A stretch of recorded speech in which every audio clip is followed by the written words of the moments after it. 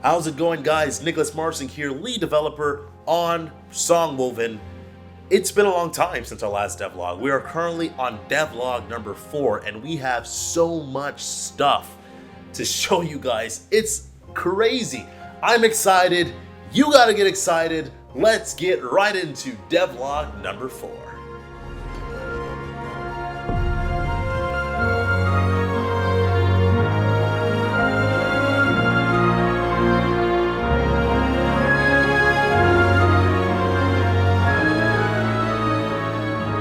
Alrighty, guys, we're looking at a new addition to the Sinjali village. This is our inn. Alrighty, so when you get into the inn, you can come over here and you can pay your coins, and by doing so, in our back over here in our dormitories, you can go ahead and sleep in one of our beds. Of course, the beds are still a work in progress, so we don't see it here, but it's going to look like sort of like little hammocks to match the environment here. Right over here, we have a bar, so you can go ahead and pick up some ale and get a little bit loopy while you run around this Jolly Village. I think it'll be a lot of fun to see some characters looking a little loopy with some ragdoll effects. And right over here, we have our guard checking this place out, making sure it's secure, and that is because this is the area where one of our Sinjali guard leaders are going to be. So this table is going to be filled with little maps and stuff, and you can get some different objectives from this guy that sits over here. Alrighty, so this whole sequence is brand new. We spoke about this elevator in the past, that it's sort of like a animal that sneezes. So when it sneezes, you get pulled up, and when it goes to sleep, you get descended. We don't have the plant animals just yet created, but you can see there we've got like a little sequence that brings us down. Hey, welcome back to you too, buddy. Alrighty, so we have these little totem poles with some wind that shows us where true north is. So as you can see in our game, we don't have a mini map and we don't have a GPS, so you do have to rely on stuff like this to tell you where to go. So you have to speak to people and tell them the directions. You have to look at these totem poles to see where north is. So if they say just north of here, you have to figure that out. There'll be different signage and stuff like that. Look at moss. Moss is always north as well, but there are no maps. All right, so we've got some NPCs here, doing different things. Like that guy's in the background, just hitting some characters here. If we try to go pray up here, okay. No trespassing. I can't go up here.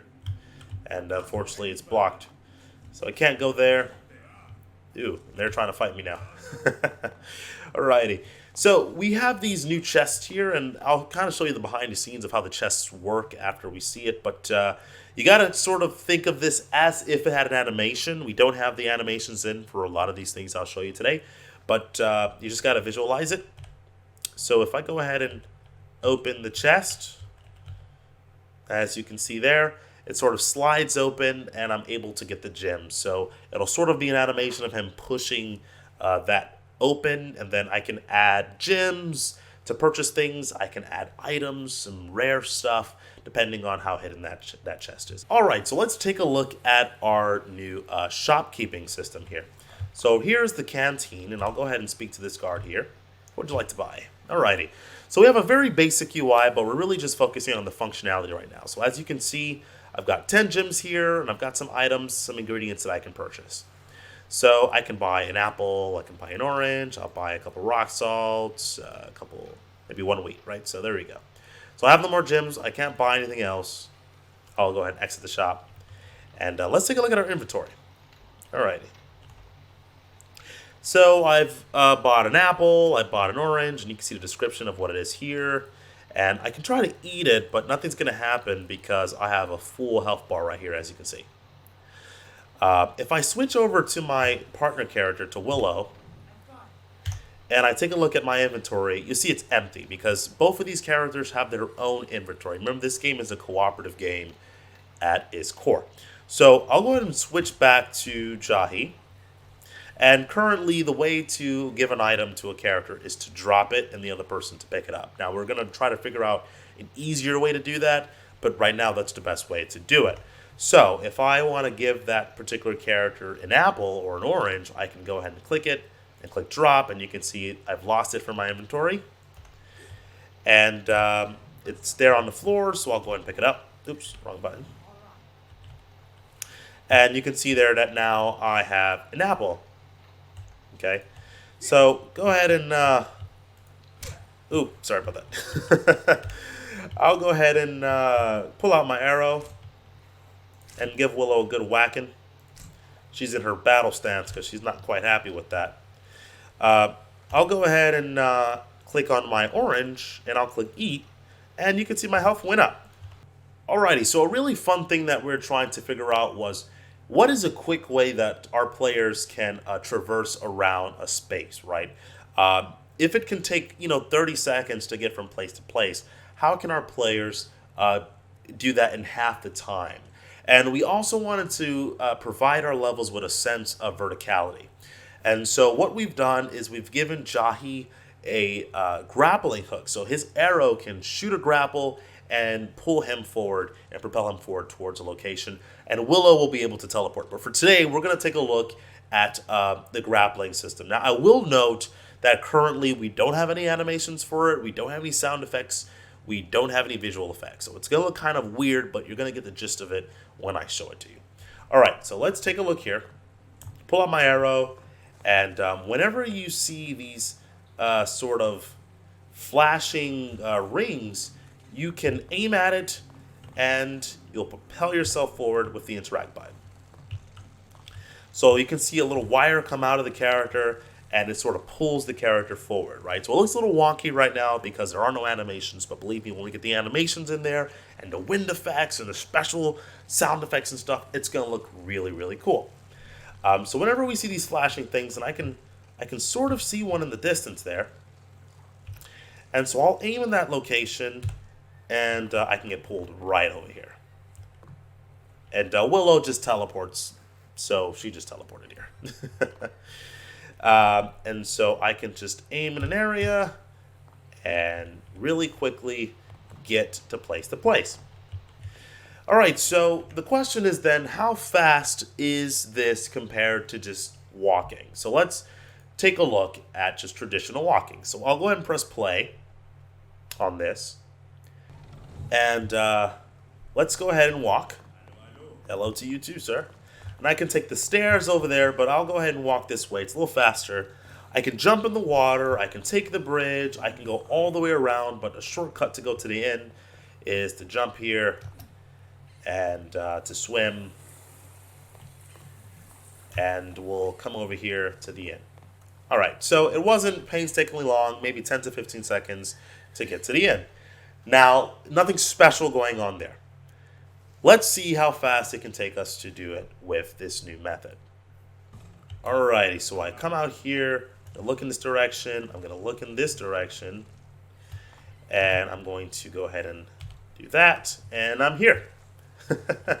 It took half the time to get to the end using that method. So that's pretty much our grappling system. Now, of course, if I'm too far away, I cannot grapple. So you got to get a little closer, like that. Whoop. And that's pretty much how you do it.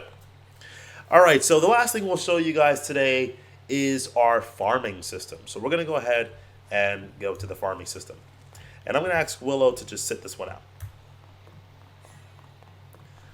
Alrighty, so this is a very early test at a tutorial and sort of farming situation. So we have our guy over here who's going to show us how to farm. So you have come to learn how to farm, yes? Unlike your friends from the north, we do not steal what we eat. Ooh, shade. Very well. I will teach you how to make some garrets, okay? You can use my old plow to begin prepping the soil. It is on the table over there. Grab the tool so we can get started. All right, grab the tool so we can get started. So we don't actually have a shovel. So I'm just using the arrow. Now bring it here. All right, so I'll go ahead and bring that to him. That is a very old tool. It is not very efficient. Okay. But not to worry.